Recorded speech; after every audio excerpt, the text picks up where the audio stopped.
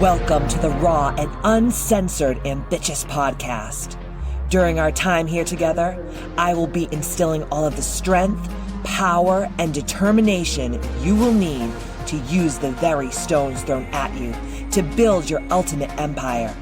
We will redefine the word bitch from the derogatory to the acronym being in total control of herself. So let's adjust our crowns and prepare to live life ambitiously. Yeah, here I am, the original HBIC Katie motherfucking Boyd. And on today's podcast, we have a treat.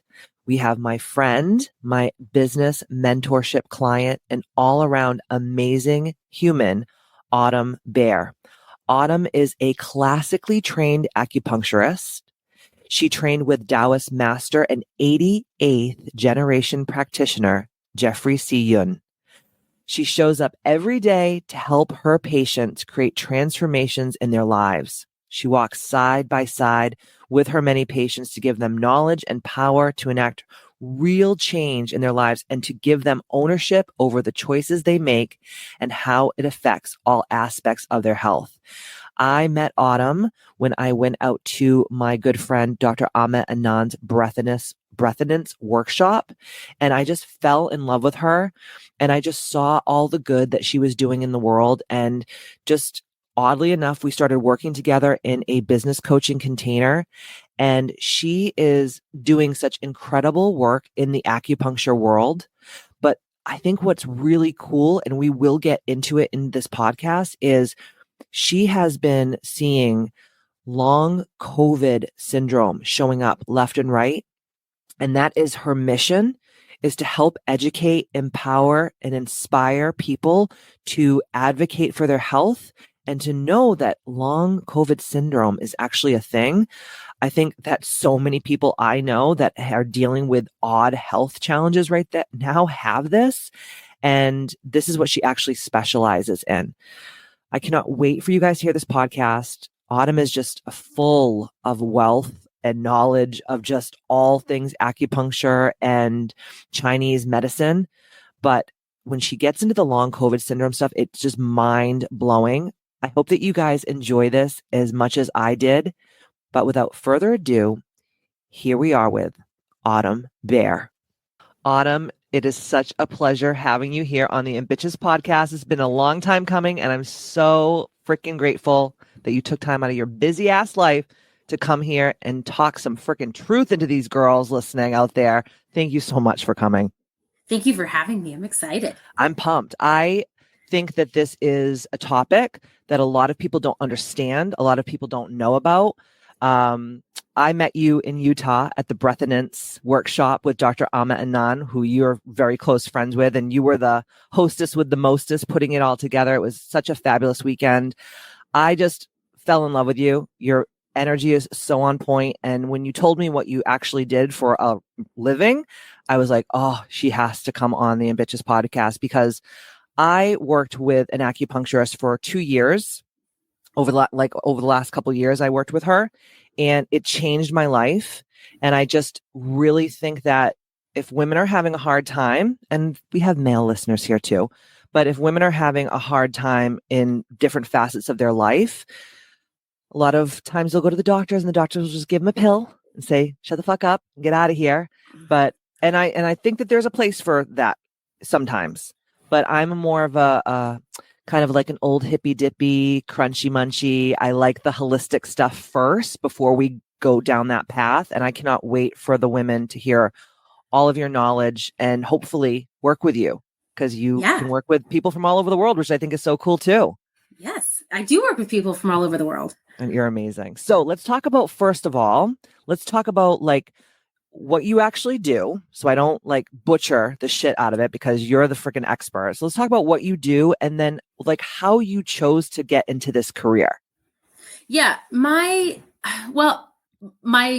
first and foremost, my profession is forward facing and patient active. So, you know, I work with people day in and day out, and my job really is to come into someone's life when they're really needing and looking for transformation. So whether that's movement from disease to a state of health, or they're recovering from surgery, or they're actively looking to jump their life from one level to another because they just don't, it's not that they have any life-threatening problems, they just don't feel good and they're looking to make that transformation. And I always like to tell people that my job is about longevity. So I really am not only helping people transform and help their lives change and make difference and move forward, but it's really about helping people stay healthy over time. And that's what I think that I do the best. I love that. I love that. And how long have you been actually practicing? 15 years. Wow. And like Yes. weird, tell me like who you studied with and like where you went to school and all that. I love, I'm a geek. All the good history stuff. All the good history stuff. I like to take it back a little bit because I do think that my own personal story is really what got me into acupuncture in the first place. I was always into medicine. So I studied exercise physiology with an emphasis on high altitude training. And then I did a master's in public health. And I really realized that I didn't want to be a lab rat and I didn't want to be a government servant. Excuse me. And I was really struggling to kind of figure out what it was that I wanted to do. And so I started, just looking where am I going to go from here? You're in your early 20s trying to figure your life out and all the things. And so I decided to do some traveling. And I got quite sick when I was traveling. I was traveling in Africa and South America. And who knows what kind of stuff was happening at that time, but I came back to the US and I just couldn't figure it out. And I went to a doctor and it turns out that I had a massive gallstone, which was like the size of a golf ball. It was huge. Whoa. And so I had to have emergency surgery. And I was really perplexed because I was young, I was fit, I was healthy, all the things that people talk about are kind of contraindicated for all of these, or at least at the time, that's what they were talking about. And so went to the surgeon and I was like, what would cause something like this to happen for someone like me? And I'll never forget it because this was literally the pivotal moment in my experience. And he said to me, "Oh, it's just bad luck." And I was like, I was like, wow. Yeah. So I felt in that moment that physician was never going to care as much about how I felt and how I was living and I didn't want to feel sick all the time. And I thought, well, you know what? If he's not going to value that, then I have to value that. And I have to figure out how to take care of myself. And so a good friend of mine right around that same time was like, you should try acupuncture. And this was in the 90s. And acupuncture wasn't legalized in the United States until 1996. Oh my God, I didn't even know that. Yeah, it was really, it's barely been legalized in the US for, a couple of decades. This is fucked up. Yeah, right? I know. You can get anything, do anything. Yeah. They can just be like, oh, here's a bunch of oxycodone because you hurt your knee. And you can't take little tiny needles and put them into meridians. Okay. Yeah. Wow. Yeah. So it was super, and meanwhile, you have to think about the fact that Chinese medicine has been around, or what we call East Asian medicine has been around for well over 5,000 years before the written word. Yeah. It has been passed down from generation to generation in an oral tradition before it was written down. So this has been going on for such a long time. So I tried it for the first time and I just fell in love with it from the beginning. Wow. And I had a chance to dance professionally around that same time. And so I decided to, put that bit on hold, even though I was so like, wow, this is like blowing my mind and I'm so into this. So I danced for 10 years. So I was a patient for 10 years before I decided to go back to school. I love that. I love that. I love when people actually like do the thing. They do the do before they actually become the thing. Because I see so many people in the coaching industry, in the health industry, they get into something with no background of like being on the other side. Yeah. And I was just thinking in my head when you were talking about your gallbladder, knowing what you know now about your gallbladder in East Asian medicine. Yeah. What was it, girl? Well, the reality was I was undiagnosed celiac. So I had celiac disease and no one knew it. And I wasn't diagnosed until I was 35. Yeah. 35. Oh, girl. Yes. So it just wreaked havoc on my system. And there were so many things, in my digestive system that were just absolutely going haywire. So it took another 10 years to figure it out. which was, Whoa. which was really, really wild. And it was in fact an acupuncturist that I was seeing that was like, you should get tested for celiac. And I was like, I don't have celiac. That's not a thing, and sure enough, she was totally right. So Damn. yeah, it was a wild ride, but I had gotten hired as a dancer to work in New York City. And so when I was in New York, I kind of end of my 20s, I literally woke up one morning and I was like, okay, I can't do this forever. Dancers most of the time have an expiration date. Yes. And I didn't want to teach, and I didn't want to run a studio. And it wasn't the world that I really felt like I wanted to dedicate the rest of my life to. And so I was really, kind of contemplating what to do. And I thought, well, maybe I'll pursue a little bit of acupuncture and see if that's even a possibility. And one of my dance students, I was just chatting with her and she's like, oh, there's this great school with this guy who turns out to be not just a guy, but the guy. The guy. The guy. The guy. Yes. Yeah. She's like, you should check it out. And I went to an open house and it was like, oh, it was like the skies parted and the, like all the things. And so I ended up studying with him for 6 years. His name is Jeffrey Ewan, and he's an 88th generation practitioner and a Taoist priest, which Woo. is, pretty incredible. Deal. No big deal. No big deal. Totally fine. Gosh. So, and it was, I think I went in for like an open house. It was like October and I was enrolled by January. Wow. I mean, just a couple months later, and that was it. And that was how amazing. The whole thing. I love this story. And how long were you in New York? Because you actually had a practice, a very successful practice in New York for how many years? I was in New York. Well, I was in New York for 18 years. And then I had my practice for 13 in New York City. And now you're living in Utah. I'm in Utah. Yeah. Let's talk a little bit about that transition from hustle and bustle in New York. Now you moved during the pandemic, right? Is that? Yeah, we did. We were talking briefly at the conference and I was like, wow, she's got big old balls. That's not easy just to pick your whole family up and move across the country and be like, hey, it's a totally different vibe.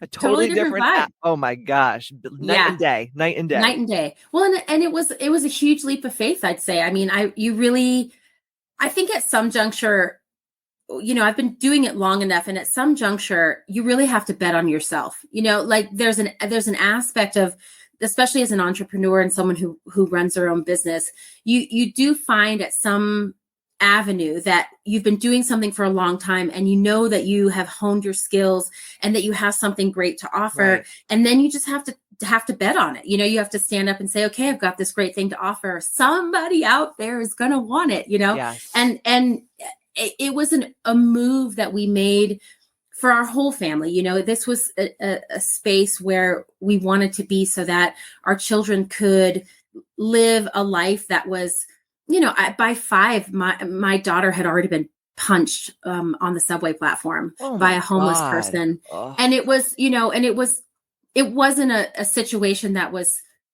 this was just some of the things that you face when you're in the city. You're kind of, back to back with people who are struggling with mental health and who are on the street. And, and that's not to say it's not any commentary about what that looks like, but there are many, many things that you face in the city. I was already talking to my kids about, what drug addiction was and what homelessness was and what, and the pandemic hit New York City and there were riots happening and there were, there were so many things that were happening in the city that were really harsh and challenging for my 3-year-old and my 5-year-old to face. And, so this was a really big challenge for all of us. And my practice got shut down in the pandemic. My husband was online essentially for his work. And we just thought, let's just do something bold and different and take a leap and try to challenge ourselves in the midst of a really challenging time. And, we decided to just take a year of a sabbatical. And so that's what we ended up doing is we, came out west, and then we fell in love with it and stayed and decided, okay, let's just put our roots down and see what happens. I mean, when I was out there with you, I was like, shit, I want to start looking for property because I Yeah. just fell in love with it out there. And Yeah. I'm not like, so you guys are like super outdoorsy. You love to ski and all that. I could care less. I'm more like a prez ski kind of lady. Yeah. You know, I'm more Yeah. like, let's go get the Operate. hot Yeah. chocolate. Yeah. Let's go. Yeah. No, you're like a fancy Yeah. outdoor lady. And so that's like a perfect place for you guys to be. And you're like, your kids are already skiing, snowboarding, doing everything. And you're Yeah. so holistic in your life and you're Mhm. so about energy. And I don't have little kids, but I understand like why you would want to bring them to a place where they could really be children, where they didn't Right. have to hear about, crack addiction and, Yeah. rioting and all this craziness. Yeah. Not Well, that and they're not going to face that when they're older, they but like, will. God, Yeah. just give them Yeah. some childhood, man. Like That's it. the kids nowadays, they don't even have childhood, Mhm. especially when they're in the city. Yeah. They have to grow up really fast. They do grow up really fast, and there are some amazing elements that come with it, and there are some really challenging elements that come with it, and it's kind of the whole package, and it's really the package that you choose for your life. And some people don't have a choice, right? Some people have to, that's just what they get, and that's where they're at, and that's where they raise their children. And my husband was born and raised in New York City, and that was, totally a great avenue for him. And he thought, that the axis of the globe pretty much revolved around the island of Manhattan. So, I mean, truly. Totally. I get it. I Yeah. get it. Well, Yeah. I think too, like I was born right and raised right outside of Boston. So we were in the city all the time. And then as an adult, I lived in the city, and you really think like there's nothing else in the world except this city life. Right. And then when the pandemic hit, it kind of made you guys, just like so many people that I know, is like, what the hell are we doing, man? We're like glued to this stupid laptop. We don't need to go into a business anymore. You are such a master at what you do that you're like, and I know that you're also a very confident person like I am, where we're like, dude, we're the shit. Like we can go anywhere and still be awesome. Right. Which is not a lot of people think that way. Right. They're very much, this is how it's going to be for the rest of my life, ever and ever. Amen. And to do what you guys did. And now you're even probably more successful because you probably have a better quality of life now being in Utah with your practice and your kids and your husband. Yeah. Well, and Utah offers something that the city didn't offer. And yes, there is a huge natural element that comes with Utah. We do live in the mountains. We are outside 365 days a year.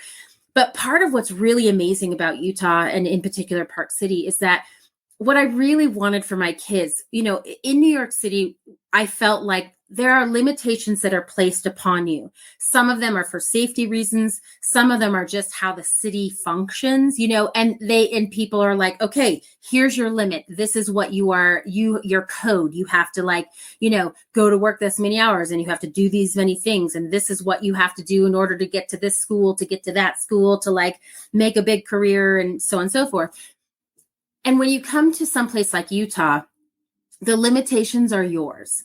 You are defined by the limitations you put on yourself. Right. And that's a really different avenue. And maybe you could take that and say that that's true anywhere, but you really live it here. So, when you're on a mountain and you're facing, you're on a mountain, a big one. Literally on a mountain. And you are, we have we started our 3-year-old son skiing, and you're looking down this very steep slope of a mountain, and all you do is psych yourself out, and you're like, oh my God, I can't do this. And then you have to learn to overcome that literal fear of death. I might add, it's a very scary experience. And it's all about learning how to have a skill, how to push yourself even when you don't want to, because you have to. There's only one way down. That's it. And so you have to figure it out. You have to figure out how to safely take yourself out of a situation that is really pushing all of your physical and mental boundaries. And I thought that was a really interesting space for my kids to grow up, because I wanted them to understand that, we all experience that feeling of being on that mountain, whether it's figuratively or literally, and you have to figure out how to overcome those fears over and over and over again so that you can continue to move forward and get yourself down the hill, so to speak. And so true. Yeah. And so we just happened to choose a really pretty place to do that, and Yeah. that was great for me. I was getting really burnt out in New York City. It's a lot. It is a lot. And I feel like I was really giving a lot and Yeah. not getting a lot. So when you were seeing a lot of patients in New York City, you said they were coming in mostly with like mental health. Was it mostly mental health and stress and anxiety, depression and things like that? Or were you treating like a plethora of things? Or was there more of a concentrated demographic of patients that you were treating in New York versus in Utah? Yeah, my practice has totally transformed, from New York City into Utah.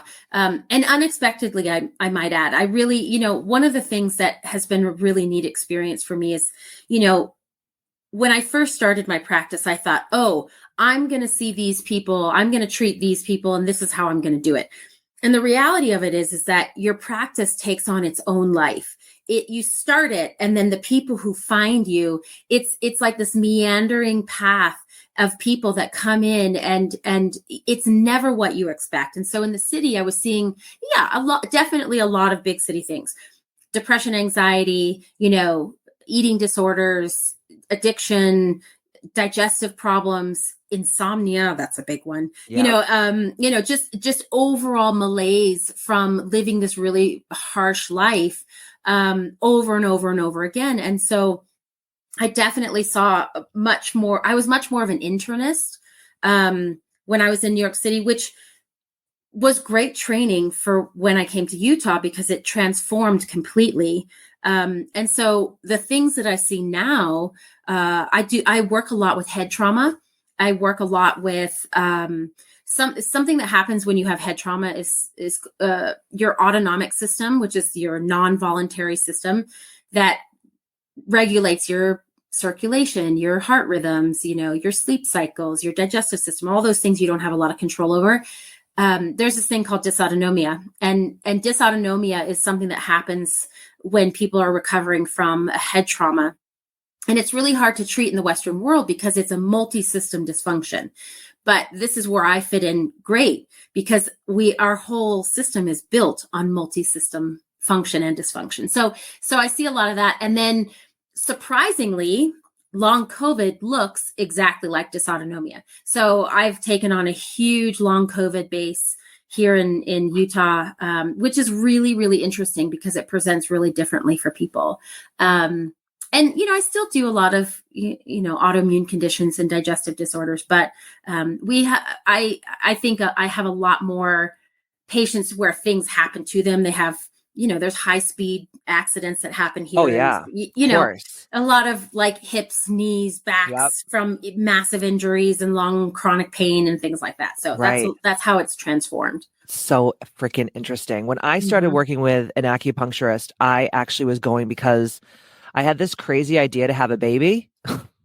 It is a crazy idea. Like right before COVID, like I was like 39 and, I was definitely filled, like, sold this bill of goods growing up. Like you got to work and, worry about children and all that stuff later, become like a boss bitch and become like this successful career woman. And so right before COVID, when we didn't even know it was coming, it was my 39th birthday. And I was like, we really should have a baby. And my husband's like, I would love to have a baby with you. And my husband's 14 years older than me. And he was just like, we're really going to do this, dude? Like, we just got rid of my kid out of the house. Now we're going to go have a little baby. And I was like, I don't know. Like, maybe I don't want to feel like, and I think this is a fear for a lot of women that don't have children, is like, what if I get older and then I like regret not having a child, Even though I've been a mother to my clients for 25 years, like I have enough kids, but I was like, oh, maybe I'll have this baby.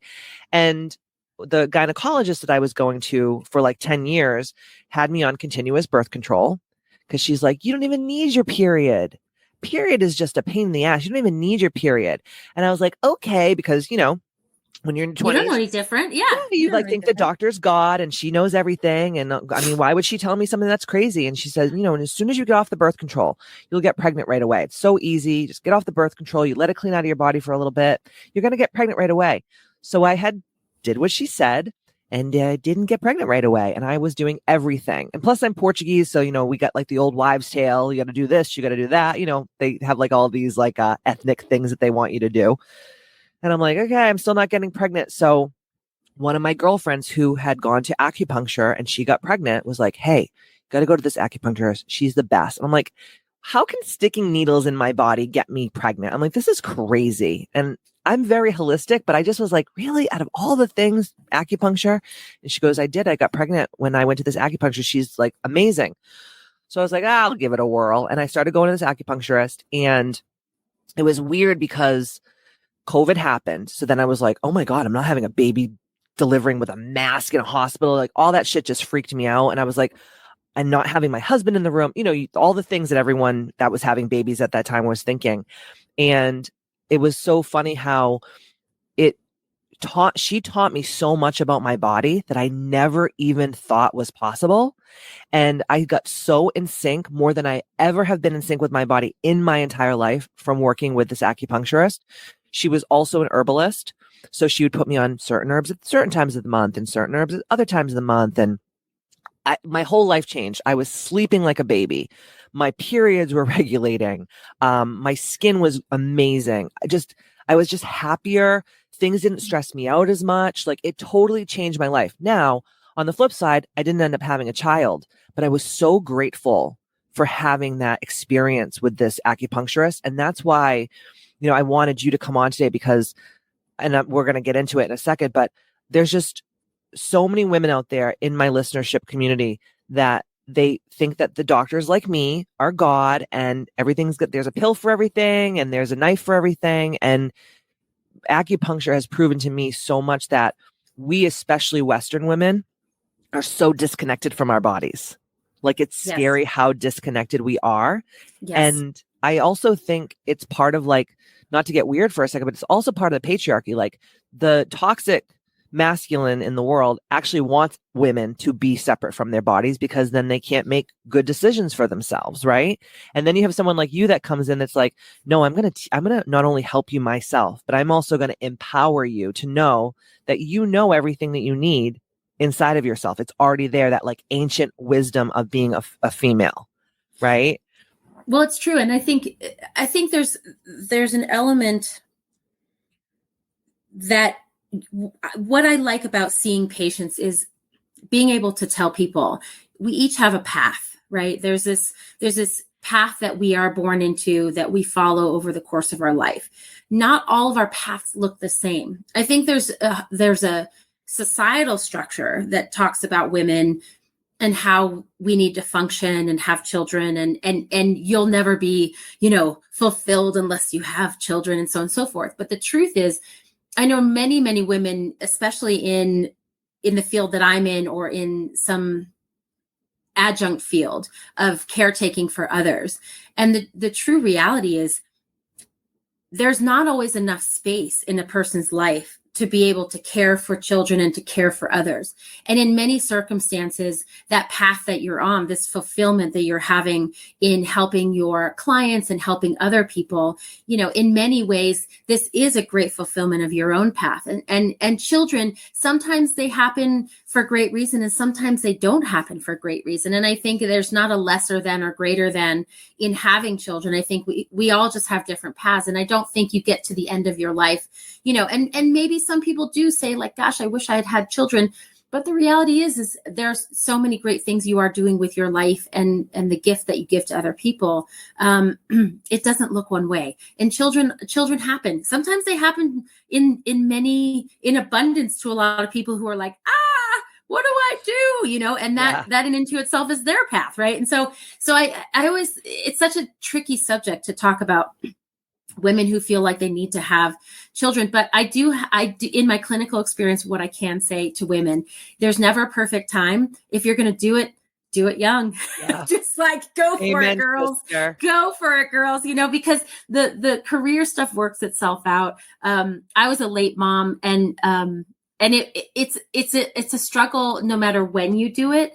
I was lucky enough to be able to have children later in life, and I'm glad that I did. It worked out great for me. But I do think that, the body does function fantastically in its 20s. I have to say, all systems go in your 20s. So like, if you're thinking you want to have kids, you're like, oh, maybe I'll just have it later. No, do it. And then sometimes as you get older, you get too smart. Yeah. You're like, you know what I mean? Like when you're younger and stuff, you're like, Yeah. oh, this is going to be so fun. And when you're older, you're like, Yeah. I really like sleeping in if I have a couple cocktails. Yes.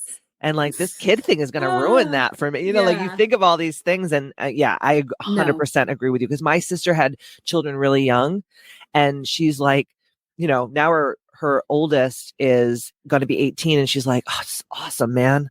Yeah. Like they're almost like they're doing their thing and Yeah. like I don't have to do Yeah. all, you know, and it's like, Yeah. I totally understand. But Yeah. do you see a lot of women for fertility issues? Yeah, Is that I something do. you see a lot of? I do. I definitely see women. I have to say there's actually in the course of the last 15 years that I've been in practice, I find that the women who are having challenges getting pregnant, it used to be women who are kind of late 30s, early 40s, who are trying to get pregnant kind of later in life.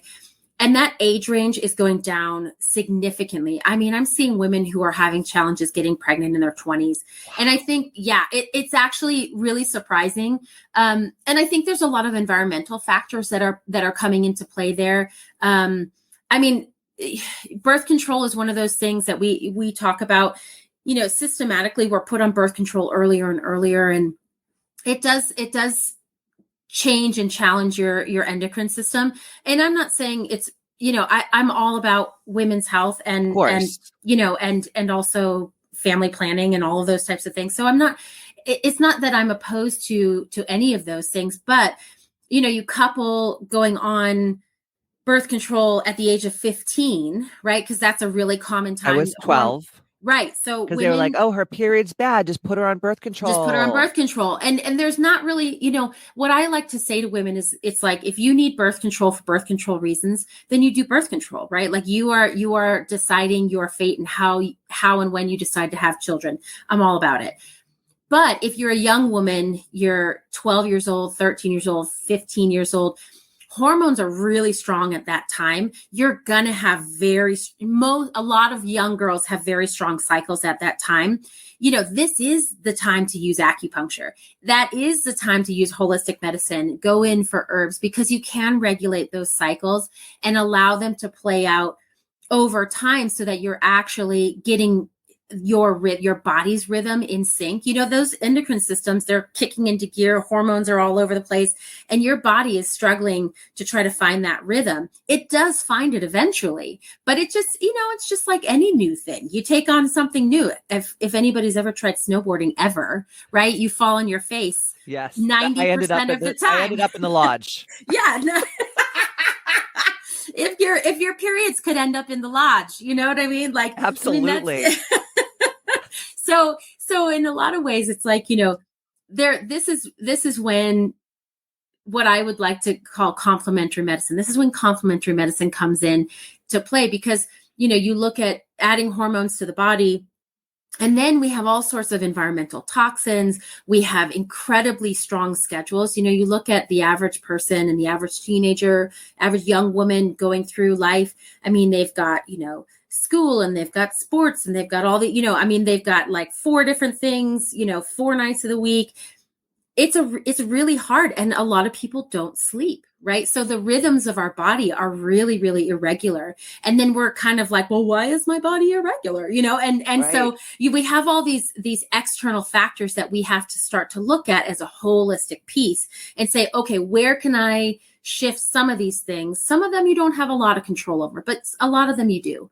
And so we want to look at those things and start to say, okay, if you're having a heavy cycle, it's usually because there might be an imbalance there. And how can we look at that imbalance before we jump into saying, oh, let's just put you on constant birth control so you don't have to worry about it. Right. Like, what are you eating? What are you washing yourself with? Like, I think of the shit that I used to eat when I had just got my period. I was like living on Blue Box macaroni and cheese, chicken nuggets, hot dogs, SpaghettiOs. Yeah. Like I ate like a little, well, no one should eat like that, but no one knew any better. And like, my mother wasn't like, let's look at her food. My mother was like, oh, the doctors are God, whatever the doctor. And I don't fault her, and I don't fault any woman in the world for thinking like that, because that's how we were kind of indoctrinated to think. Like, don't think for yourselves. The doctors know better. Shut your mouth and just take the pill and listen to the doctor. instead of Right. looking at like what you do, like in the holistic way. And also what I think is interesting too, because I was doing a little research before I got on with you. I didn't want to sound like such a dingaling, but how in, you know, in that, in like just Chinese medicine and the yin and the yang and like how we are supposed to live at certain times of the year. Like we're supposed to follow the flux of nature. And Yes. now there's no flux of nature. It's like overhead lighting 24/7. You're on your screens until you literally pass out. Like you're TikToking in bed, like, Right. oh my God, you know, like sometimes I'll walk around and I'll just sing like freaking TikTok songs. I'm like, whoa, I have been indoctrinated, you know, or Yeah. like, you know, different times of the years they were saying like you know, in the fall you see more people starting to get like these upper respiratory colds. Like why is that? Like Mm-hmm. what are we all doing around these times of year that these things are happening, or what's happening in the summertime, and like what are we eating at certain times of the year? Are we eating cold foods and warm foods and all these different things? But Right. we in a Western society, unless you're from Asia and you have like a lineage of this, no one knows what the Right. hell they're doing. Right. Well, and I call it the inconvenience of being human. So I love that. so yeah, because I would get these patients that would come in, you know, and they're like, I can't sleep, my digestion's crap, you know, like they're just like so they feel so uncomfortable all of the time. And I was like, well, how many cups of coffee are you having a day? And they were like, I don't know, like 6. And you're like, yeah, okay. So let's With talk no about food. that. Yeah. With no food. And I was Straight like, up. okay, where's your food coming from? Well, sometimes I'll go down to the vending machine or the bodega downstairs or whatever, you know, when I was in New York. And I was like, okay, so let's talk about nutrition, right? So, you know, there are tried and true rhythms of our human system that still need to be honored. You know, we live in this modern society where you're right. We are inconvenienced by the idea of having to sleep 8 to 10 hours a night. We are inconvenienced by the idea of having a menstrual cycle. We are inconvenienced by the idea of having to eat food that actually supports our cellular structure. Like there's so many things that we want to be able to think that we can live in this particular way and it will have no consequences. But, you know, there's no such thing as free lunch. It doesn't exist. So right. true. And so I mean, that's just how it is. So, you know, that's the space that we have to fill in and discuss. You know, I get so many people that, you know, they have migraines and, you know, I treat a lot of migraines. Migraines is a big thing for people. And, you know, and I will often, especially up at altitude, I will say like, well, are you having migraines when we have storm systems? And they're like, what? You know, is that a thing? And you're like, yeah, it's a thing. There's a pressure change that happens. We are part of our environment. We are still animals. I know like people don't really like to think about it, but we are still animals and we are still at the mercy of these natural phenomenon that happen within our environment. And then we are animals with free will. So we get to eat Cheetos. But the reality of it is that those Cheetos, those suckers are not doing anybody any favors. You know what I mean? No, they taste good in your mouth, but they don't do anything good for the body. No. Yeah. When you have people come in that are like inconvenienced by life, okay, right? So they're drinking alcohol all the time to like numb out at night. They're binge eating because they're stressed, right? So they're fucking inflamed, right? They're like, absolutely. They're not sleeping. They have a job that's just sucking the soul out of them, right? They have a lot of drama in their life. They're doing all of the things. They're not moving their body right. They're not exercising. They're not doing any of the things that we're supposed to do. Right. What would be like your first course of action with these people? Like, do you have like this is a life inconvenience person, I'm going to take them from this to this? Because I'm sure you have a lot of amazing success stories with those type of people. Well, I think my first question to everybody is always, you know, what's the most important thing for you? You know, what's our focus? And a lot of times people will want to say, well, you know, I want to sleep better and my digestion is off and I have very painful periods. And what is always surprising to me is how many times we start to dig into someone's history and I'll say to them, like, how's your digestion? Oh, it's fine. Okay. Well, do you have bowel movement every day? Oh, no, it's like every 3 days. Once a week. Yeah. And you're like, what? Like, you know, and you're like, that's not normal. And like auto intoxication anymore. Right. And people are like, that's not normal. There's a lot of conversations around how our bodies function and what they're supposed to look like. Most people are so disconnected because we're not taught from early what it's supposed to look like, and so on and so forth. And so I feel like a lot of what I do is really talking to people about what their goal is in life, how we can make change. Because when someone comes in and doesn't feel good, it's my job to help educate them to say, we can't elicit change without making adjustments in our lifestyle, right? You can't keep doing the same thing over and over and expecting that some other result is going to happen. That's right. And making change in our lives often makes change in the greater aspect of our lives as well, right? I mean, you're a perfect example of that. You went in and you were like, I just want to get pregnant, and here's this person who took you from being, from living this one lifestyle and completely changed how you function, even though the outcome of that experience wasn't exactly what you thought you wanted in the beginning. And maybe it's still what you want and didn't get, but in the essence of that transformation over time, it changed your perspective. It changed how you functioned. It changed your day-to-day existence. And it changed your perspective on how you wanted your life to look like. And I think that transformation and that ability to look internally and make change and elicit change based on the things that we get to do. We don't always get to affect everything, but we get to affect so many things, and it changes your perspective. And I think many people that I see, ultimately when they make change, it's really hard for people to make change. Oh, yes. Really, really I'm in hard. a very similar business of trying to help people change. Yeah.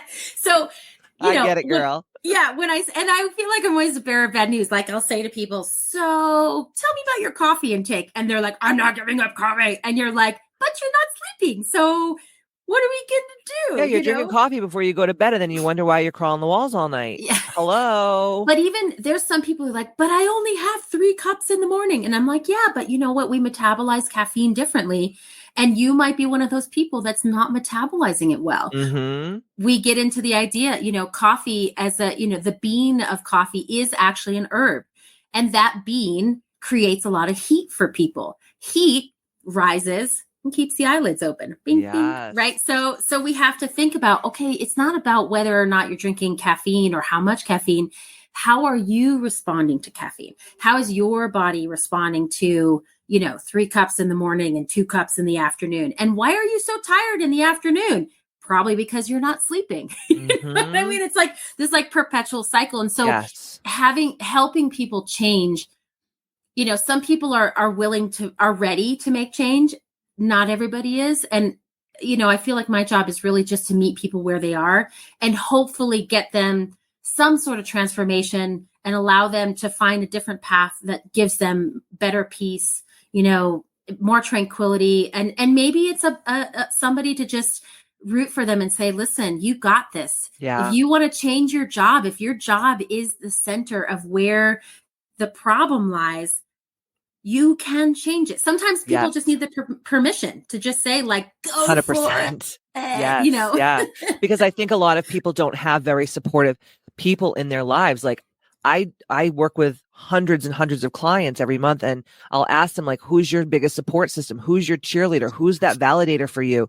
Who just sees you? And people will look at me like, I don't know what the fuck you're talking about. What do you mean? Like, mm-hmm. I'm like, your husband doesn't do that. You don't have a friend that does that. And they don't. Right. And so sometimes they need people like us to be like, dude, you don't have to keep doing this. Like, no one's holding a gun to your head saying that you have to work at this soul sucking job or drink 10 cups of coffee a day and wonder why you're not sleeping. I mean, for me, like, this is funny that I didn't even put this 2 and 2 together. I would sleep like 8 hours because I'm like, I know how important sleep is, but I would wake up like every couple hours to pee. And so I would be like, okay, I'm not drinking any water or having anything to drink after such and such a time. And I would still pee, and I would go pee and nothing would, like, it would be like a little trickle, like nothing. Yeah. But I felt like I had to pee so bad. And then I would get up and I'd pee. Then I'd start thinking about my clients and thinking about something I hadn't done that I said I was going to do and thinking about emails and all this stuff.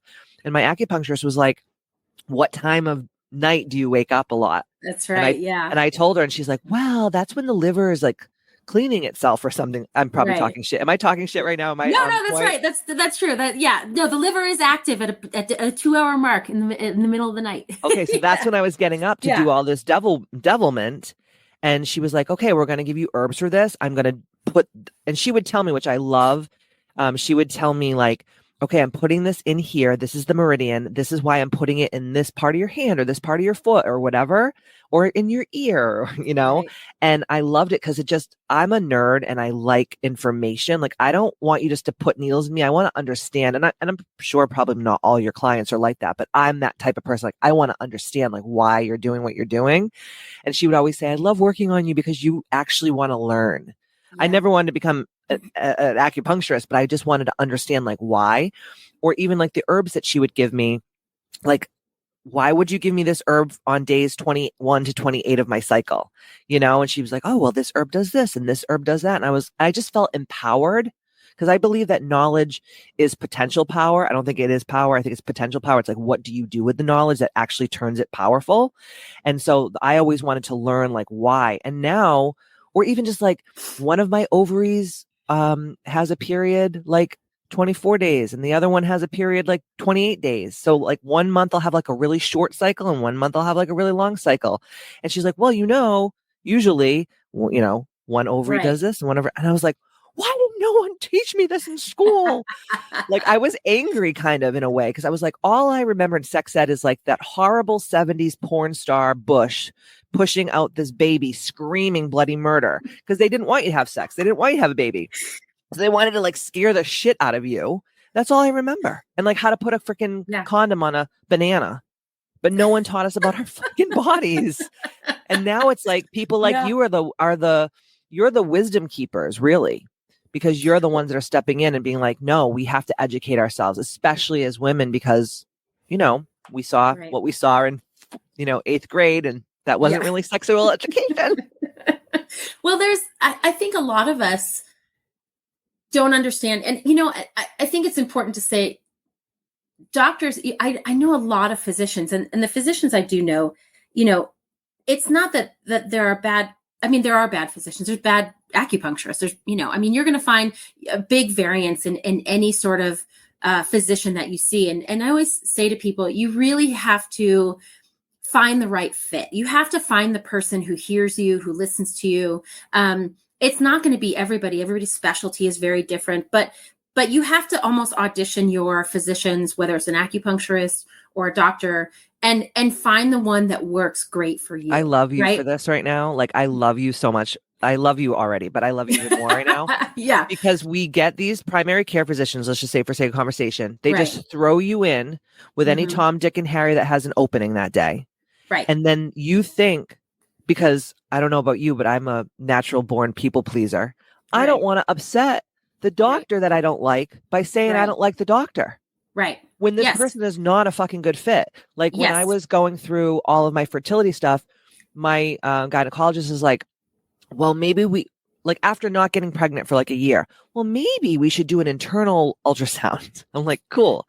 I know. Right. And then I found out that I had fibroids. So then we started working with the acupuncture on fibroids, and that was like amazing. And then like a year later, I remember going back to my gynecologist, and she said to me, Katie, I don't know, man. Like, you're just not, I don't know. This isn't working out and you're in a lot of pain with your periods. Like, I think we should just do a full hysterectomy. And that's when I was like, fuck this shit. I'm out. And I called my mom, who's in the medical field, and she's like, F this, we're getting you the best friggin' gynecologist in the city. And I found this gynecologist, and she was the head of obstetrics and gynecology at Beth Israel Hospital, which is a world-renowned hospital.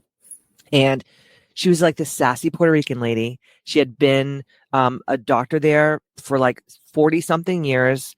And she looked at me, and this is literally what she said to me. She goes, girl, these fibroids ain't shit. And I was like, I love you. And I just fell in love with her. And I was like, you can do whatever the hell you want to me. She made me feel so confident in myself, because when someone's telling you all the time that you're broken, you're broken, you're broken, you're broken, I'm a huge believer in energy, and I am a huge believer in like what we think and what we say and what we do creates our reality. So if you I don't care if you're Tony fucking Robbins or the Dalai Lama, you keep hearing that you're broken by someone in the medical field that's a professional, your brain starts to think that, right? And so when I started working with this other doctor, I felt like the world just opened up to me, and I felt so empowered and so motivated. And like, it was really strange to say this, but I feel like so many of my symptoms like almost dissipated within like a couple Yeah. of weeks working with her, because I felt like a confident woman again. Yeah. Instead of being Well, told like, let's just rip yeah. your organs out of your body and No. call it a day. Yeah, well, and I think what's really important about finding any practitioner, whether it's your gynecologist, your primary care, your acupuncturist, whoever it is that you want to see, it's really okay to not have a good fit. And it's really okay to interview and try several doctors before you find the person that's right for you. I know that I am not the right fit for everybody. I fully recognize that. And I'm really okay if someone comes in, they have a treatment with me, and they're like, I think you're great as a person. I just am not sure that your style is right for me. And that's what they should be doing. I get a lot of people. I think this is the biggest difference between me and the average medical community. When someone walks into a doctor's office, everybody believes whatever it is that they have to say until they're proven otherwise. Everybody who comes into my office doubts my ability until I prove otherwise. That's just the nature of the beast. And so I feel like I'm constantly having to prove the validity of the medicine that I practice. But I also feel like that's a really good thing. I love it when someone comes in and they're like, you know what? My wife told me I had to come. I'm really not into this business, but I'm a bunch of hocus pocus. It's a bunch of voodoo. And I'm just like, I'm going to do it, because otherwise my wife is going to be mad if I don't do it. Right. And I'm okay with that. I love someone who questions what it is that I do. But I feel like everybody needs to take that to all the physicians that they encounter. And it's not that you want to question their authority. Those people studied many, many years to learn so many things. The doctors that I know, they really want good things for their patients. They want their patients to be well. They want their patients to succeed. The challenge of it is systematically, the medical system is based on pharmaceuticals. They don't get trained in nutrition. They don't get trained in spiritual medicine. They don't get trained in people's emotions, right? You go into the doctor and you're like, you've seen 75 people. And everybody keeps saying your lab work looks fine. Your lab work looks fine. It's totally in your head. I told you before, I work with dysautonomia. Dysautonomia, a lot of these patients, it takes them 7 years to get an accurate diagnosis. Whoa. 7 years, because of the fact that they go in and they're having, heart palpitations, and the doctors are like, you need to see a cardiologist. They go to the cardiologist, and the cardiologist is they just shuffle them around to specialists. They just keep bouncing and bouncing and bouncing. Wow. And then no one talks to each other. And this person, by the time they keep going through the circuit, and someone's like, well, maybe you should try anti-anxiety meds. Mm-hmm. Well, of course someone is going to be upset by that point, because they don't feel good. No one's giving them an answer, and everybody keeps telling them that it's in their head. You're totally gaslit, and you must feel crazy by the time you actually finally get the diagnosis, if you're even lucky enough to get the diagnosis. If you're lucky enough. So all that to say, the reality of it is that you just want to find your physician, whoever it is, who cares enough about what's going on for you to be thorough. You just want your person to know, to hear what you're saying, to do the tests and be thorough. And you want that person who's really okay saying, I'm not really sure what this is. Your labs are okay. I see that you're not feeling well. I just don't know. And I'm not entirely sure. And hope of all hopes, and I'm lucky enough to have a lot of physicians that refer to me when they have those in between spaces where they're like, I know you don't feel well. I don't think I have what you need, but I do know that there's this other practitioner in town that might be able to help you. Why don't you give this a try? Or maybe there's a nutritionist, or maybe there's an herbalist, right? You just hope of all hopes that the physicians that you see also have a good understanding of spaces in between that can give you good referrals. You want someone who gives you good referrals. Yeah. That's, I always feel like you want to be heard.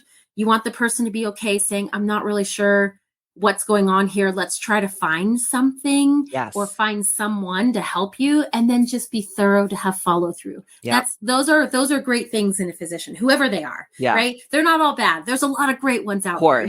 You just have to find them and be diligent, and, just make sure you don't get discouraged if the first one doesn't fit. Mm-hmm.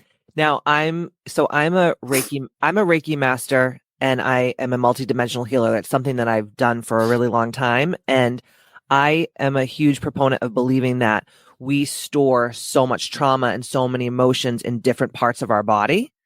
And so when you work on someone, do you take that into consideration? Like if they're saying like, oh, I have this pain in here, or I keep getting like respiratory problems over and over and over again. Like, for example, like lungs hold grief, Right. right? Like things like that. So I think it's also, I was talking about this with a friend of mine during COVID, and I was like, don't you think it's really crazy how the whole world right now as a collective is the saddest, most disconnected it's ever been in so many ways.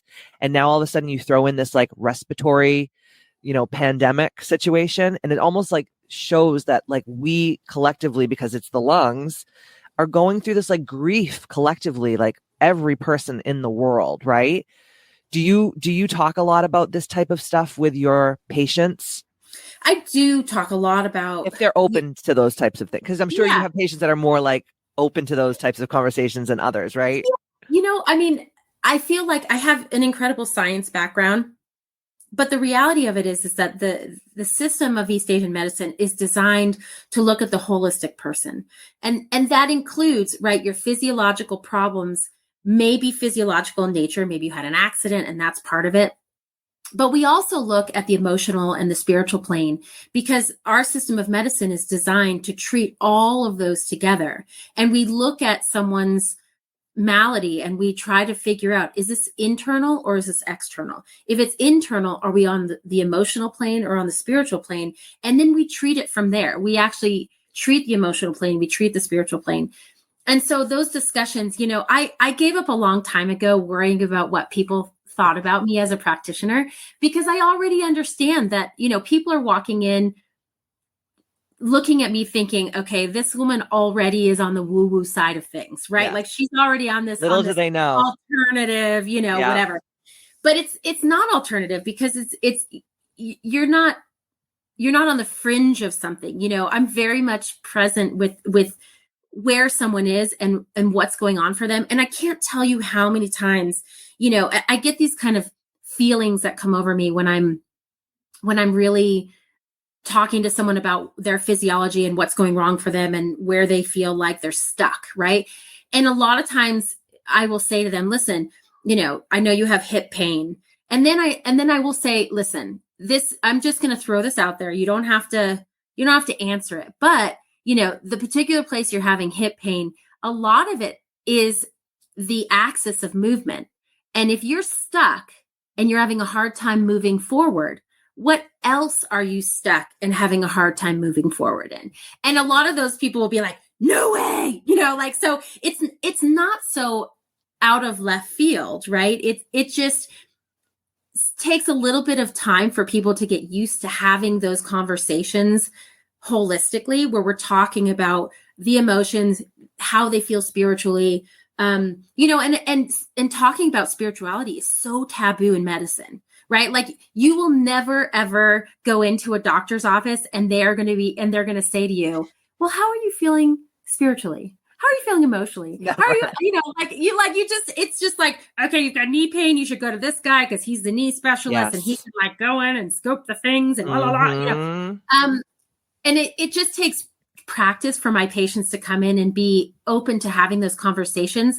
But the reality of it is that, I don't treat it as taboo. And I feel like when people understand that there's openness to that conversation, more people are willing to have that conversation. But you get a feeling, right? Like I innately know when I have someone who comes in, maybe the first visit isn't the visit they want to talk about why they're feeling stuck in their job and moving forward. Maybe it's like you allow for that relationship to evolve over time. And that's where acupuncture is really fun because I get to spend so much time with my patients. They get a chance to trust me and understand that I have their best interest in mind. They also get a chance to feel that they can be open about how they feel. And that's the beauty of it, is that they really get a chance to dive in from all aspects and realize that I don't think they're crazy for talking about their emotions and their spirituality. And then therefore I get to say, here's where I'm at. Like we have treatments in Chinese medicine, especially. So I'm considered a classical practitioner.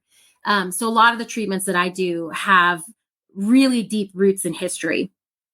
And there are actual ghost treatments for possession in Chinese Ooh, medicine. this is getting good. Come on, Autumn, bring it on, girl. So, like there are moments in time when I look at someone and I'm like, you know what? We are going to do the first part of the trilogy for possession because this person has this hold on the internal plane that it's hard to describe, and it sounds so. Oh, I I love realize it. I am I love diving it. in so like way out there, but Oh, the girls are gonna you love know, this. They love this kind of shit. They love it. The yeah. crazier, the better, man. I love But it. it's like, just all that to say that the foundation of the medicine that I practice, there are treatments. There's an entire system called low treatments that are all about how we hold emotions in the body. So all of those varicose veins that we have, Yeah. those are emotions that are stored that didn't have the option. And so your body holds on to them. And they create a vessel to hold it.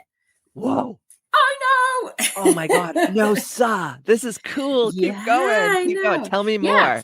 Yeah. So it's like, these entire systems of that are built into our medicine have systems designed just for the emotions, just for the spirit, and then there's like, you've had a ski accident and you broke your leg and now you're repairing it, right? Like that's a pretty physical thing. And you say, yeah, okay, maybe I don't need to go into like, do you think it's possession? Yeah. Like there's no, like you just have to know how to like, kind of dive in at the right moment and what fits that person, right? It's, Yes. Dude, I've seen possessed people before. yeah, Just like out walking around. Like, yeah, you can see like in their eyes, yeah, the way that they walk, the way that they carry themselves, that like something yeah. else is almost like puppeting their hmm physical body. Yeah. So And I believe usually in all it that comes shit. from trauma. A lot of time it comes from trauma. So, when you look at someone who's been incredibly traumatized, you have to at least honor the idea that that trauma can go deep rooted into their DNA and can change. There's this entire study in science called epigenomics, and it's Oh, about I'm so how into it. I'm so into it, how your environment can change your genetic coding, right? Oh, So you have to be open to the idea that, we are part of our greater environment, and our greater environment influences very much who we become. right. Right. And so and whether that is spiritual, and whether that affects our emotions, right? I look at joint pain, and joint pain. There's a system of practice called the divergence, and the divergence are really about the articulations, the hips, the knees, the ankles, the shoulders, right? All of the facets in our body that move. And in many circumstances, when we have whether it's long-standing trauma or we have big events that happen in our body that ultimately threaten our well-being, our bodies are incredibly smart, and they take that, and instead of it threatening our internal organs, it will divert any and all of that pathology and move it into the articulations and then hold it. It'll just hold it there. And so, when someone comes in with knee pain, I'm going to look at that knee pain and be like, okay, what are we looking at here? Right. And so I have to that's my job, right? Is to figure out, did this knee pain come from emotional trauma, or did this knee pain come from physical trauma? Right. But either way, when we start to release that trauma, are you ready to deal with it? Right. And so all of those things have to come into play. It's or people it's that all have one. like a lot of doctors now are just like doling out like these fibromyalgia things, Right. or like rheumatoid arthritis and all these different things. And it's like Right. every person I personally have ever worked with in a healing setting, they have like all of these hangups. And it's like when they start to release all of this junk that they've been storing, and like don't even get into like epigenetics, like what's been passed down from generation to generation to generation on a cellular DNA level. Like don't even, people's heads will fucking explode off their bodies, But I see this just like you, and then you see them get better and better and better, and they're like, oh my God, I couldn't walk up these stairs. Now I can walk like I never had a problem. And it's just like, dude, because you're dealing with your shit that you've been stuffing down for Yeah. so long, you Well, and know? it depends a lot on when the trauma happened for someone. You know, I have people who have trauma that happened to them in their early childhood when they didn't really have a voice and they didn't have the words to articulate what was going on for them. And so their body just holds on to it. And we call it, you know, essentially say that they're holding it in latency. And Mm. so that latency can only last for so long. So as someone gets older and they are using their resources in other places, that latency can't keep, you have finite resources, right? And so eventually those things start to pop back out. And so then you start to look at, you know, when, depending on when someone's trauma may or may not have happened, if someone has something in early childhood trauma and they were holding and holding and holding, they finally get to a point where their body can no longer hold it into latency. Then you have to look at, okay, how do I treat that person and start that healing process? You know, we look at how do we heal that child and where they were in that space and time, and then help them to move forward, right? And so, and you want to do that without re-traumatizing someone. Yes. That's super important, right? When That's really when a important. child goes through some kind of trauma, do you see certain things when you're working with them as adults? Like, say someone went through a trauma with, like, you know, they lived in a really chaotic household and one of their parents was like super abusive and the other one was like an alcoholic or an addict Right. or something, and Yep. the house was always chaotic. Do you see certain things as they get older when you're working with them as adults that you're like, oh, this kid's been through some shit and this is how we're going to fix it? Like, do you see that kind of stuff? Like a certain sickness, illness, disease, malady, manifestation? Do you see certain Yeah. like things that Yeah. are kind of similar? That's a really, really good question. I think the challenge of that is not everybody holds trauma in the same way. Mm. But you know, I do think that there's an aspect of chronic pain, and I think that chronic inflammation, definitely you want to dive in a little bit with that, because when you have someone who's been holding on to something for so long, there's no, I mean, you really have to say, like, well, what was happening when this started? Like, where did this start for you? And you know, was there a traumatic event that happened in and around that time? But you know, I see all kinds of things. You know, we have this channel called Daimai, which is the belt channel. It goes all the way around the middle. A lot of times when people are younger and they don't have a voice for what's happening to them, a lot of times they'll hold it in their middle. So a lot of people who have that like midsection weight gain, a lot of times when people are like, I feel like there's something here and I just can't. It's amazing how people have feelings and they don't quite know how to articulate those feelings, but they're like, you know, they have problems in a certain area that always seem to reside around the same thing over and Wow. over. And so a lot of times, you know, low back pain and, you know, groin pain, and they've got like this, like they've got heavy cycles, and there's like, it's just like all in that one midsection, and you're like, wonder what's going on in there, you know? And so then you kind of start to peel that back and figure out, you know, where that might be coming from. Freaking interesting, man. Because I see, like, I have so many clients that, like, you know, they'll have, say, type 2 diabetes for sake of conversation. And, you know, we'll talk about all the things that they're going through. And like, when you started feeling this way, like what was happening? And they always will say to me, like, just life just became so dull. There was like one woman actually said there was just like no sweetness in life anymore. Like, and I was like, fuck, hello. Yeah. And you're trying to get the sweetness from eating all the shit, which is giving you type 2 diabetes. And then it's almost like when they start to realize, like, holy shit, this is why I'm sick. It's like they can start physically, mentally, emotionally, whatever, spiritually releasing all these things. And then all of a sudden, like, they don't really have to do much to make it go away. Yeah. Yeah. So strange. Yeah, it is cool. Pretty wild. Yeah, it is. I love it's really wild. Yeah, I know. I do too. It's well, that's why you're so fucking great at what you do, because you actually love what you do and you want to help people, which I think is so important. I think so many people just get into service provider kind of careers because they're like, oh, it's going to make me a lot of money and I can make my own schedule. They think in like a very three-dimensional way, where people like us are like, man, this is so interesting to me. And I'm just like jazzed about learning more and more and more. And I know that I can help people if they actually do what I say. Because that's the thing too. They actually have to do what you say. Because, you know, you're doing what you're doing, but then you probably give them like some kind of, I don't want to call it a prescription or whatever. Maybe you have a better word for it, but like, okay, I just did this for you, but then you have to go home and you have to eat this way, you know, drink your water, sleep, take your herbs, blah, blah, blah, blah. Right. So it's Yeah. a whole kind of, takes a It's village to teamwork. raise a child. Yeah, it's Exactly. teamwork. Yeah, I always like to say to people, like, I'm here to help give you that information that is power, right? No matter how long that person stays with me, the information that they get to have from our time together, they will take with them forever, right? And my job is to help peel back a lot of these layers and to help them figure out where things are for them. But the reality of it is, and I always say this to people, you can't expect to keep doing the same thing over and over and expecting different results.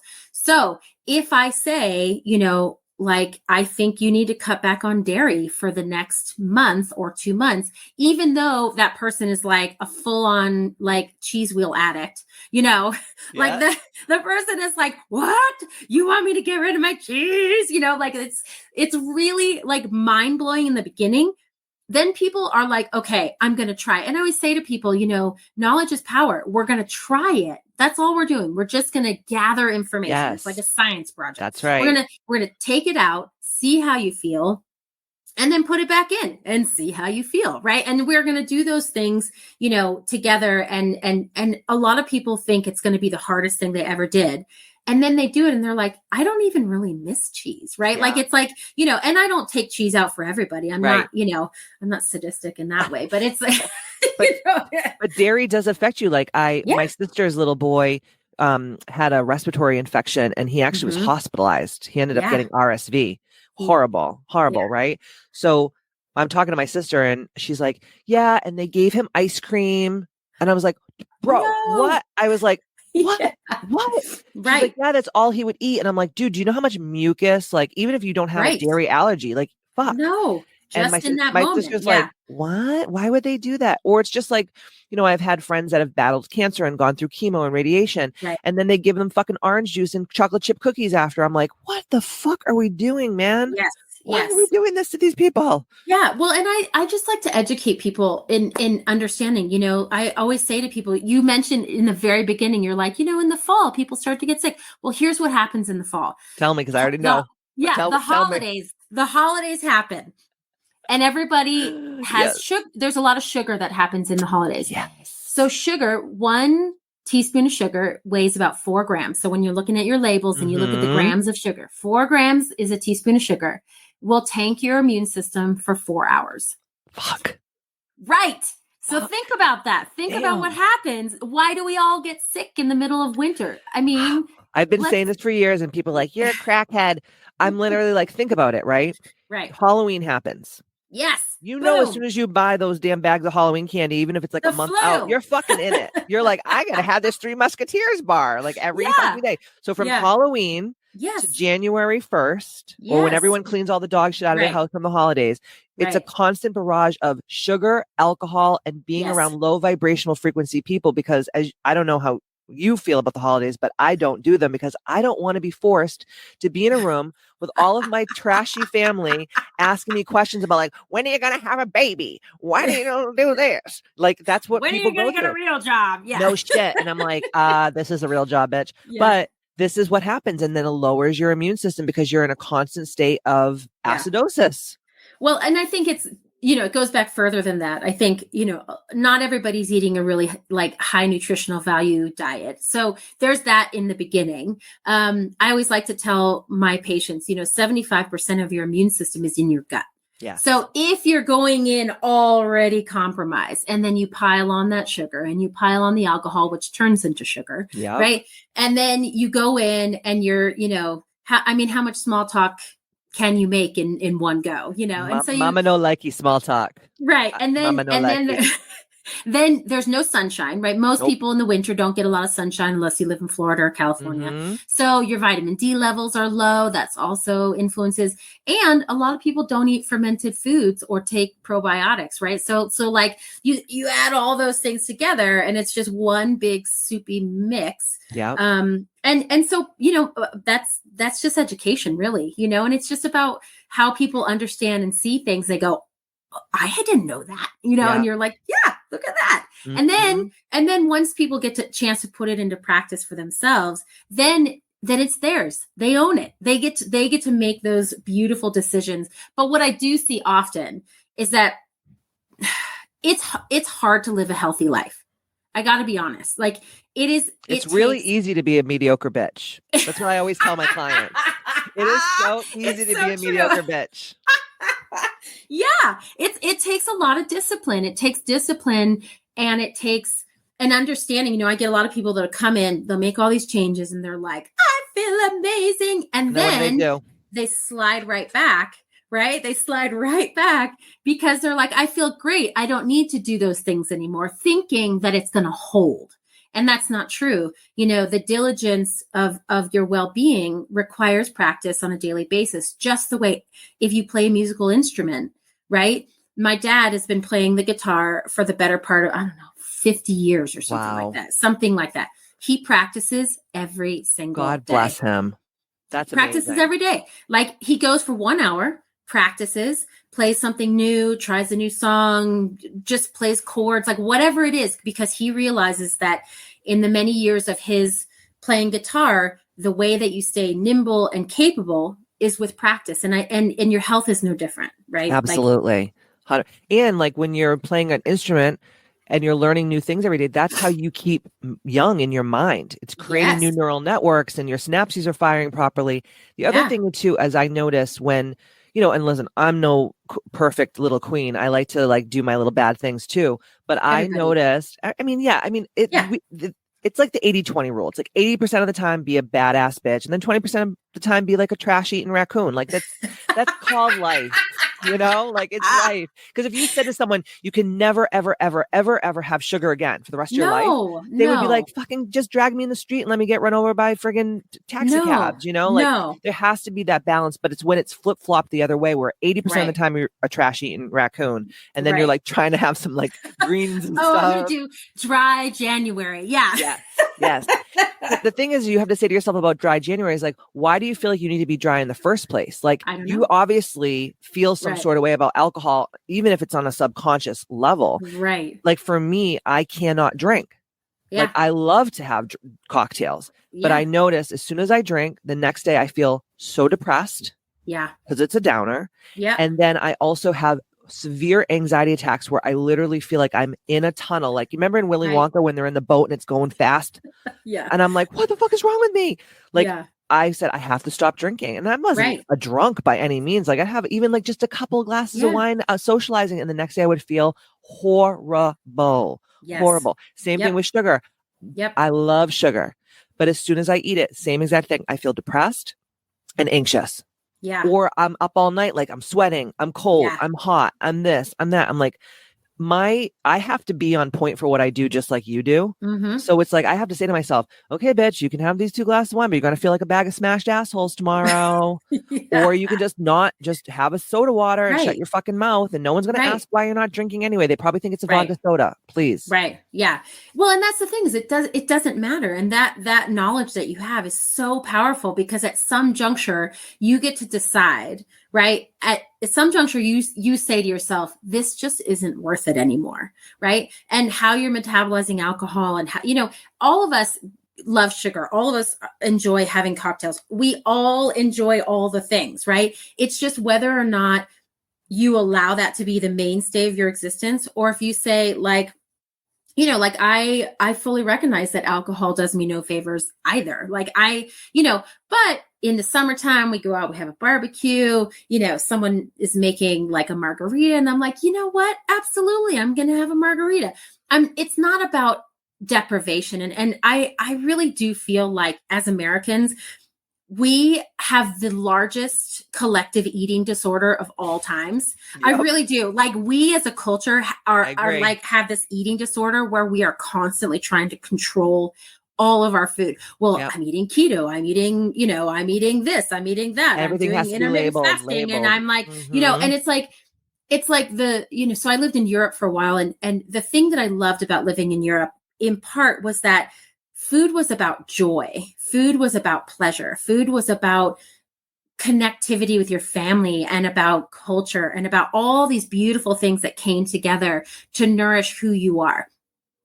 So, like you look at the Italians and the Spaniards and the French, like, many of them will have like a glass of wine with lunch, and they will have cheese as a dessert instead of dessert, Yes. right? They eat all the things. It's not like they cut and, But they're and not are getting trying to. they're not getting blackout at lunch though. No, they In have America, one glass. we're trying to get blackout. We're Right. going to like a 3 martini lunch. Like we think we're Right. Ted Kennedy. Do you know what like it's just like, Right. what are we doing? No. I'm Portuguese. And when you go to Portugal, I Yeah. never feel sick. I can eat bread. Never. I can Yep. drink wine with lunch. I never feel Yep. hungover. Nope. It's just the way that it's Yes. the energy around the food, and it's like how we're eating. We're not eating to like, I just got to get a lunch in between because I got to go back to work. It's like, I'm gonna no, shove it in my face because I got 5 minutes. Well, no it's way. also, it's also how our food is processed. It's about how our food is cooked. It's about, there's so much that surrounds our food, and really, that we only get this short life, right? Like it seems like it's going to be really long, but it's really so truncated and short. We want to enjoy the pleasures of life. So when I talk to people about making adjustments for food, there's a big difference between sustaining a healthy lifestyle and adjusting your food because of disease or because there's something that you need to fix in that moment. But those adjustments are short-lived, just like juicing was like all the fad forever. Well, juicing in Chinese medicine and juicing in East Asian medicine is used because it's medicine. It's not supposed to be long-term, right? Like this whole concept of intermittent fasting is so non-supportive to like any women who are menstruating. It is so non-supportive to women who have gone through menopause, right? Like you look at intermittent fasting and people are doing it because they're counting calories and they want to get skinny, right? But they're not looking at like, what are the adverse effects of that? What's happening to my body with that calorie restriction on a constant and regular basis? And what hormones need to be triggered to have like, ovulation and have your period the right way and all the, it's insane. And I was a huge proponent of fasting, and I still think that there's places for it certain times. Yeah. But when people are abusing it as it's I hate to say it, but like sometimes it's like just and totally accepted anorexia. Right. Well, it's just this like accepted. You're absolutely right. And there are times, people are constantly like, I need a detox. And you're like, okay, yes, detox is a really great way to do it, but you don't necessarily need to do detox with calorie restriction. There's a lot of ways to do detoxification that's really looking at, first and foremost, what are we eating?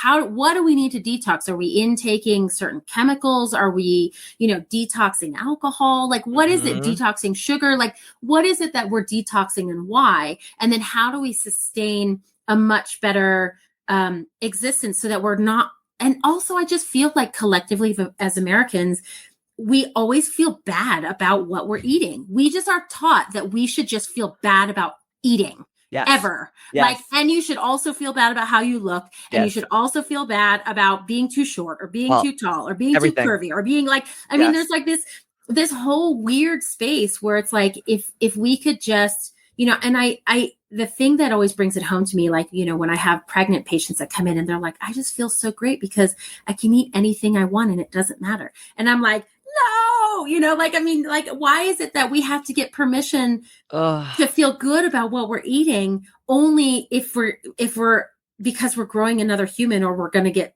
big anyway? I have clients that just want to be pregnant all the time so that they can eat whatever they want. Permission. And I'm like, fuck me, man. Yeah. Like this is so, but this is like the human condition of women, especially in this country. And it makes me so sad. And probably part of the reason why you went into your business is the same as I went into my business. Cause I'm like, dude, there's a better way, man. Yeah. There's a better way. And we have to like, it's almost like we were so programmed, especially as Americans, to think a certain way in the first part of our life. And then the next half is like deprogramming all of the bullshit. Yeah. Yeah. It's like, really, man? Like, this is what we're going to waste our lives on, is having to deprogram ourselves. Like, and you're right. When you do go to Europe, and I've been to all the different countries, and I'm also Portuguese, you go over there and women are just like, they're eating, they're eating like fatty, super glutinous food. And they're like all this big, and they're beautiful, and their skin is glowing, and they look so happy. And not to mention, some of these bitches, they smoke butts. Yeah. And I was like, girl, you're like, Yeah. I thought that was not cool anymore. Yeah. But like in Europe, it's totally acceptable and no one's Yeah. weird and no one says it. No. And they're not like chain smoking all day because they're stressed. They're like, I enjoy a cigarette with It's my about after dinner. pleasure. Yeah.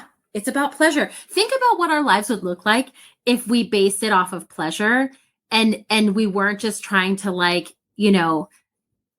feed our bodies to like compensate for pleasure, right? And I think that's the biggest difference. It's like, how do we find pleasure? The things that we eat, the programs that we watch, the books that we read, the friends that we surround ourselves by, the jobs that we choose, right? Like if you thought about fulfilling all the different aspects of your life, and the first thing that you thought was, does this feel good? Right? Like, I mean, and it's not to say that, because we all know that life is hard and not everything is going to be perfect, and it isn't, right? But we have these small decisions we get to make every day. And how do we make those decisions just to give ourselves the opportunity to have the good feels instead of being like, I feel like, shit, I need another coffee. Yeah. Like, I mean, I just, I guess that would be my takeaway with all the things that I try, to teach my children and my patients is like, I tell my kids all the time, you need to eat fat, because it's good for your brain. Amen. And it's good for your body, and it's important for your metabolism. And if we don't get enough fat, we get low blood sugar and we don't feel good. And, you need to have protein, and you need to, like I try to say, to my kids without shame, if you want to enjoy this piece of food, let's enjoy it together, right? Yes. Like let's do that and not be so caught up. And it's only when we're in a state of disease that we need to make those shifts and adjustments. But let's look at how we can create that living space that gives us the opportunity to really live the fullest of our life and not be constantly compromising. Oh, it's so true. So true. Where were you when I was growing up? I was just like, people would say, like in my family, are you really gonna eat that? You really gonna eat that? And then my mom would like eat, Entenmann's cookies because they were fat free, and you could eat the whole fucking box of them because they had, and no one knew how things worked. And it's like, when you're in your reproductive years, like you need fat to like make sure your eggs are healthy and all these things, but no one taught us these things. So thank God for people like you out there that are educating. And I'm so just excited for the girls to listen to this. And how can they work with you? How can people work with you? Because I know you have a lot of exciting things coming up.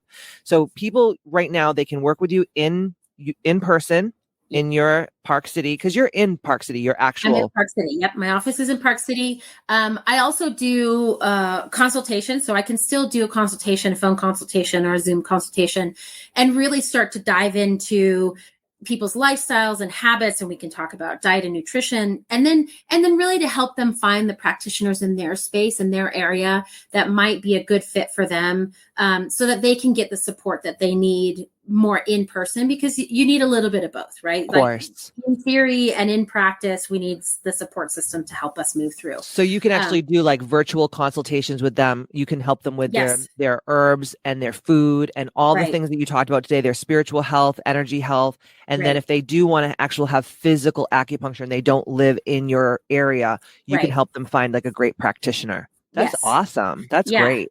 Yes. And then up and coming, some projects I have coming on. I'm working on my own app and putting together some library of information to help people be able to access all these things that I've been collectively working on for the last couple decades. And, so exciting. Yeah, I know, it's super exciting. And I really just want to be able to create a space where people can read information in their own time and give them ideas so that they can start to try to put things into practice in their own daily life to keep them well. That's really the idea. I'm excited. So all of the information to follow Autumn on her socials and to get a consult with her and join her community will all be in the show notes here, guys. So you could just, once you stop listening, go ahead and scroll down wherever you're consuming this podcast and go into the show notes, and you can follow Autumn. I love your Instagram. I love seeing like the kids and what you're doing, and like you have a really fun, cool life. And most women should aspire to have the cool, fun life that you do, and a healthy life too, just in every way, shape, and form. Thank you. And I really look forward to connecting with your community and connecting those people in my community with those greater people and keep this good vibes going. I love it. Oh, I could talk to you for like 10 freaking years, but we'd all be elderly by that time. I know. Oh my God. Thank you so much for this. I appreciate it. And for all of you listeners out there, I hope that you enjoyed this amazing conversation as much as I did. Share it with anybody in the world that you think would benefit from this information. And like I always say, see you next Tuesday. And don't forget to stay ambitious.